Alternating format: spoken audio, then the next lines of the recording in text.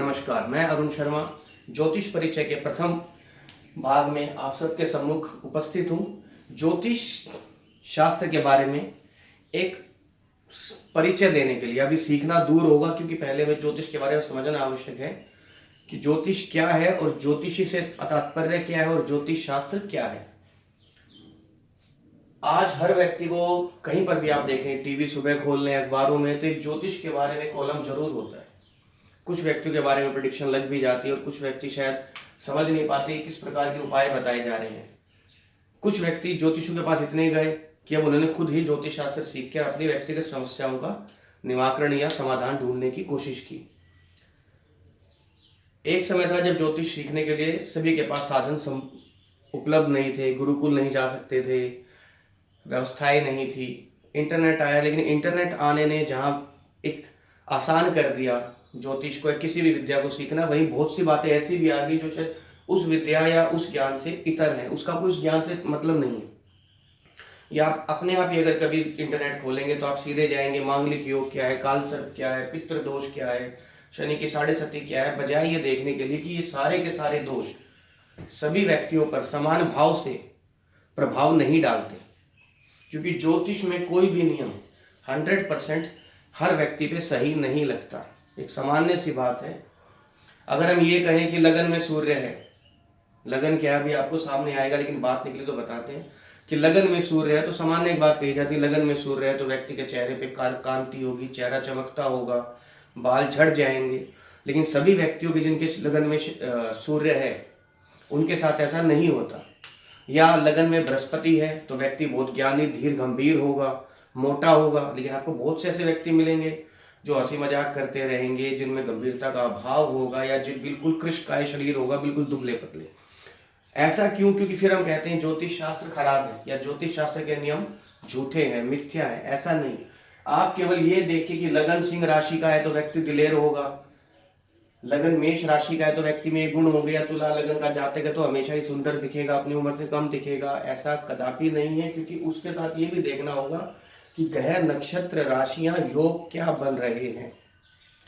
तो सामान्य सी बात है, हम उत्तर भारत में ज्योतिष करते हैं तो हम यहाँ पर दक्षिण भारतीय ज्योतिष का जो पंचांग जो चित्र बनता है उसको नहीं बनाएंगे, ना बंगाली का ना यूरोपियंस का। हम यहाँ पर सिर्फ ज्योतिष का जो एक सामान्य एक ज्योतिष की कुंडली, जन्म कुंडली कहते हैं, जो तस्वीर सामने आती है, उसको बनाकर आपके सम्मुख रखेंगे कि ज्योतिष में किन चीजों का आपको पता होना चाहिए। तब आप कहीं जाकर स्वाध्याय से, अनुभव से, किसी ज्ञान से, किसी अनुकंपा से फलादेश करने में सक्षम हो पाएंगे। सर्वप्रथम ज्योतिष में आपको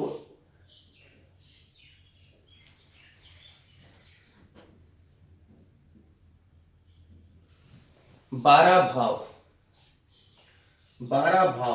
क्या है? भाव को हम हाउस भी कह देते हैं और आजकल के सामान्य तौर पे भाव कम बोला जाता है। सामान्य भाषा में इसको घर कह देते हैं कि पहला घर, दूसरा घर। ये घर क्या होते हैं इसको आप समझिए।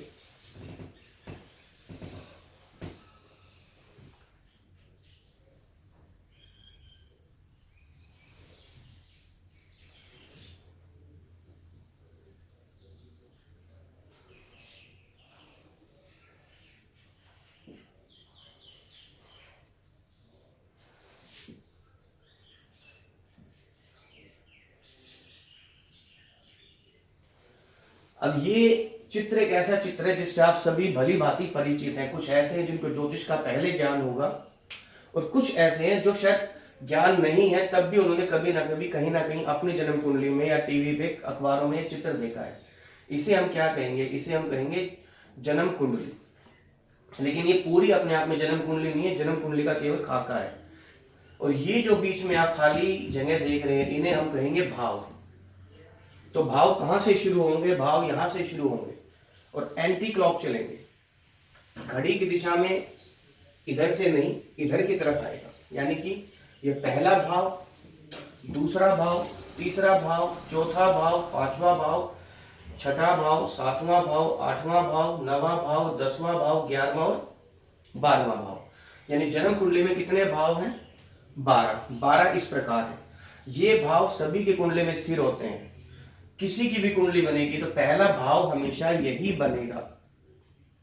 किसी भी व्यक्ति की कुंडली आप कभी देखेंगे, अपने परिवार में देखेंगे या खुद के किसी की भी, अगर हम ये कहते हैं पहले भाव में सूर्य बैठा है, तो पहले भाव में सूर्य बैठे का अर्थ होगा कि सूर्य यहां बैठा है। यहां पर कोई भी राशि हो सकती है। राशियां कितनी होती हैं? राशियां भी 12 ही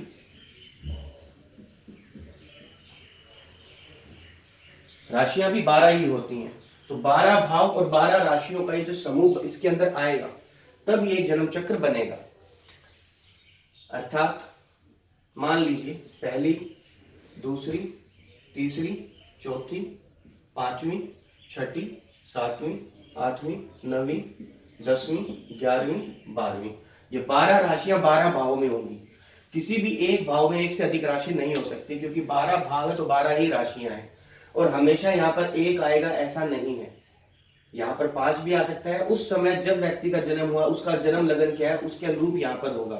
मान लीजिए कोई कहता है जी मैं सिंह लगन का जातक हूं, तो इसकी जगह 5 हो जाएगा, ये 6 हो जाएगा, ये 7 हो जाएगा, 5, 6, 7 से काउंटिंग शुरू हो जाएगी। कोई ये कहता है कि मेरा तो वृश्चिक लगन है, 8, तो 8 राशि से शुरू होकर फिर ये 9 से शुरू हो जाएगा और यहां तक 7 तक पीछे आ जाएगा। तो अभी तक आपने सीखा कि 12 भाव और 12 राशियां हैं। अब 12 भाव 12 राशियों के अलावा अगर हम सामान्य व्यक्ति अगर प्रेडिक्शन करता है, या कई पुस्तकें भी आती हैं कि ओ लगन में अगर मेष राशि है तो जातक ऐसा होगा, जातक अर्थात जिसकी कुंडली है, या सप्तम भाव में तुला आ गया तो व्यक्ति को पत्नी, धर्म पत्नी इस प्रकार की मिलेगी, ऐसा भी नहीं है। क्योंकि तुला राशि में ग्रह कौन सा बैठा है ये भी देखना जरूरी है। और ग्रह कितने हैं हमारे ग्रह है 9।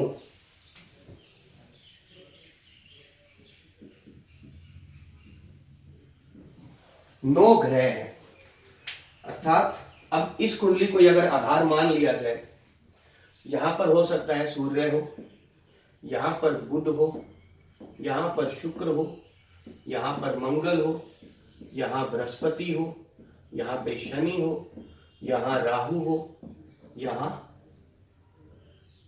यहां केतु हो, और यहां चंद्रमा भी हो सकता है, कहीं पर भी हो सकता है। जैसे आज अगर हम बात करेंगे, अभी आपसे बात कर रहे हैं, अगर ये अभी के किसी व्यक्ति की कुंडली बनेगी तो बृहस्पति भी यहां आ जाएगा, क्योंकि आज जन्म कुंडली में बृहस्पति और शनि मकर राशि में चल रहे हैं, तो फिर ये बृहस्पति यहां आ जाएगा। अब अगर इस व्यक्ति की प्रेडिक्शन करनी है, जो सबसे पहले आप प्रेडिक्शन कर रहे थे कि लगन में मेष राशि तो ऐसा होगा, लेकिन लगन में मेष राशि तो है, सूर्य बैठा है, तो किस प्रकार का होगा? सूर्य तो बैठा है, लेकिन सूर्य कौन से भाव का स्वामी होकर बैठा है, तो प्रेडिक्शन बदल जाएगी। सूर्य तो बैठा है, क्या सूर्य पे कोई दृष्टि आ रही है? इस प्रकार से प्रेडिक्शन इतनी सामान्य या इतनी सरल नहीं है। बहुत सी बातों का ध्यान करने के बाद आप प्रेडिक्शन तक आते हो।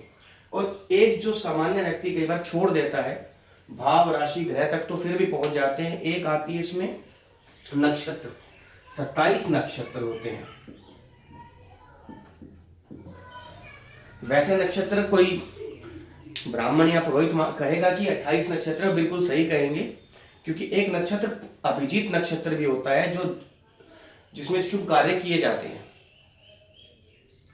तो वो, लेकिन वो नक्षत्र काउंटिंग में नहीं आता, वो केवल कर्म कांड के लिए या पूजन के लिए, मुहूर्त के लिए देखा जाता है कि शुभ काम जो रोज सुबह आता है आधे पौने घंटे के लिए, उसमें देखा जाता है। लेकिन अगर ज्योतिष शास्त्र की बात करोगे तो 9 ग्रह और 27 नक्षत्र। अब आप यहाँ पे सरल भाषा में इस चार्ट को अगर भूल जाए, 12 भाव 12 राशि, अर्थात हर भाव में एक राशि, 12 भाव 9 ग्रह, अर्थात ये जरूरी नहीं कि सभी भावों में ही कोई ग्रह होगा, बहुत से घर खाली भी रह जाएंगे। जैसे इसमें कोई ग्रह नहीं आ पाया, इसमें कोई ग्रह नहीं आ पाया, तो बहुत से ग्रह ऐसे, घर ऐसे होंगे, भाव ऐसे होंगे जहां कोई भी ग्रह नहीं होगा, और बहुत से भाव ऐसे होंगे जिनमें 4 या 5 ग्रह भी एक साथ हो सकते हैं। एक बात जो हमेशा याद रखने की है कि राहु और केतु ये हमेशा आपस में एक दूसरे के साथ रहेंगे, कभी भी साथ में नहीं आएंगे। तो अभी आपने देखा 12 भाव 12 राशि 9 ग्रह 27 नक्षत्र, इन सब को मिला के जो एक जन्म चक्र बनता है, उसके फलादेश, उसकी विवेचना करके, उसके अध्ययन करके, उसके सभी पहलुओं को, उसके सभी दृष्टिकोणों को देखते हुए कि कौन कहाँ किसको किस प्रकार से देख रहा है, फिर प्रेडिक्शन की तरफ जाते हैं। तो अभी आपका, क्योंकि ज्योतिष परिचय का प्रथम भाग ही था, आज के लिए अभी आपको इतना ही है। अभी आप ये याद करें, अगले अध्याय में आपको 12 भाव से क्या तात्पर्य है, 12 भाव से हम क्या क्या देखेंगे, इनको किस किस नाम से पुकारते हैं, 12 राशियां कौन सी होती हैं, 12 राशियों का ज्योतिष शास्त्र में क्या उपयोग है, 9 ग्रह कौन से हैं और 9 ग्रह व्यक्ति के जन्म पर और समाज पर किस प्रकार प्रभाव डालते हैं, और ग्रह किस नक्षत्र में हो तो व्यक्ति या जातक पर क्या प्रभाव पड़ता है, वो धीरे धीरे चर्चा शुरू करेंगे। लेकिन अभी क्योंकि ये प्रथम भाग है, आप में से बहुत से ऐसे होंगे जिन्होंने ज्योतिष शास्त्र के बारे में कभी भी पढ़ा नहीं होगा, बहुत से ऐसे होंगे जो शायद यहाँ तक या इससे अधिक भी जानते होंगे, जो शायद रेमेडियल मेजर्स के लिए आए होंगे कि हमें फलादेश सीखना है गोचर से, अष्टक वर्ग से, या रेमेडी सीखनी है कि अगर एक ग्रह यहाँ बैठ के पीड़ा दे रहा है तो कैसे हटेगा, किसी के जीवन में कोई बाधक ग्रह बना हुआ है तो कैसे हटेगा। वो बाद में ही हो पाएगा क्योंकि सभी को एक साथ लेके चलना है। अगर आप में से कोई पूछेगा जी बताइए राहु केतु का उपाय बताएं, तो अभी तो उसे यही नहीं समझ में आ रहा कि राहु केतु है कौन। अगर आप आज पूछ लिया जाए कि कुंडली में बाधक ग्रह कैसे ढूंढेंगे और बाधक ग्रह का क्या निवारण, तो पहले उसे ग्रहों की स्थिति तो पता हो, ग्रहों के तत्व तो पता हो, ग्रहों का परिचय तो पता हो। इस प्रकार से आगे धीरे धीरे चलेंगे। आज ज्योतिष परिचय के प्रथम भाग में आप लोगों के सम्मुख ज्योतिष शास्त्र का एक सामान्य परिचय कि ज्योतिष 12 भाव, 12 राशियां, 9 ग्रह, 27 नक्षत्र का एक मिला जुला स्वरूप है, जिसकी विवेचना करने के बाद ही आप आगे एक फलादेश की तरफ बढ़ सकते हैं। उसके बाद भी गोचर है, अष्टक वर्ग है, दशाएं है, बहुत कुछ है। कभी भी कोई भी व्यक्ति सिर्फ कुंडली में किसी भाव में कोई ग्रह राशि देके प्रेडिक्शन करेगा तो हो सकता है इतनी बड़ी आबादी में 1000 में से 2 पे लग भी जाए, लेकिन वो सही नहीं है। फिर वो ज्योतिष ही खराब नहीं होता, लोग समाज में ज्योतिष शास्त्र को बुरा बताना शुरू कर देते हैं। इतना सरल नहीं है जितना लोगों ने ज्योतिष शास्त्र मान लिया है। इसलिए आज आप इन सब बातों को ध्यान करें।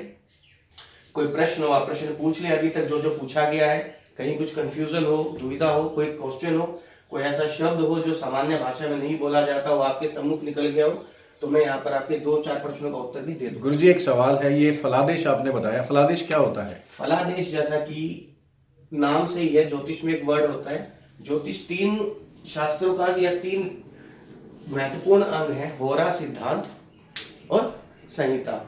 लेकिन हम इतनी भारी भरकम भाषा में नहीं जा रहे क्योंकि यहाँ पर जो भी व्यक्ति आ रहा है वो 2-5 साल के कोर्स के हिसाब से नहीं आ रहा।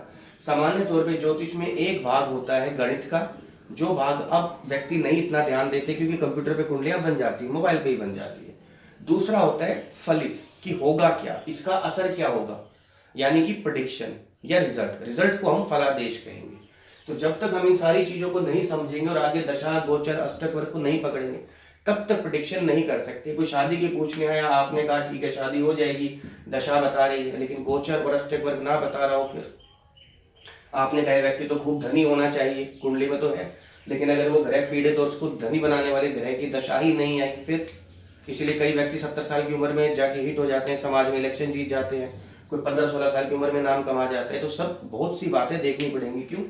उस 70 साल की उम्र के व्यक्ति के कुंडली में भी वो योग तो बचपन से ही था, लेकिन वो योग फलित कब होगा, इसकी जो टाइमिंग निकालनी है, ये सीखना जरूरी है। ये सब बातें तो आप अभी इंटरनेट खोलेंगे, कहीं ना कहीं कुछ ना कुछ मिल ही जाएगा। लेकिन मैं आपको बिल्कुल स्टार्टिंग से ही शुरू कराना चाह रहा हूँ कि जिस प्रकार से आप किसी कक्षा में जाएं सीखने के लिए, तो आपको पहले दिन से कक्षा जो होगी बिल्कुल बेसिक, ठीक है। तो आज आप इतना याद रखें, 12 भाव, 12 राशियां, 9 ग्रह, 27 नक्षत्र, ये एक जो डायग्राम या चित्र बनता है, ये जन्म चक्र है। इसमें ग्रह लगन कैसे निर्धारित किया जाएगा वो अगली कक्षा में बताएंगे। ठीक है, धन्यवाद। धन्यवाद।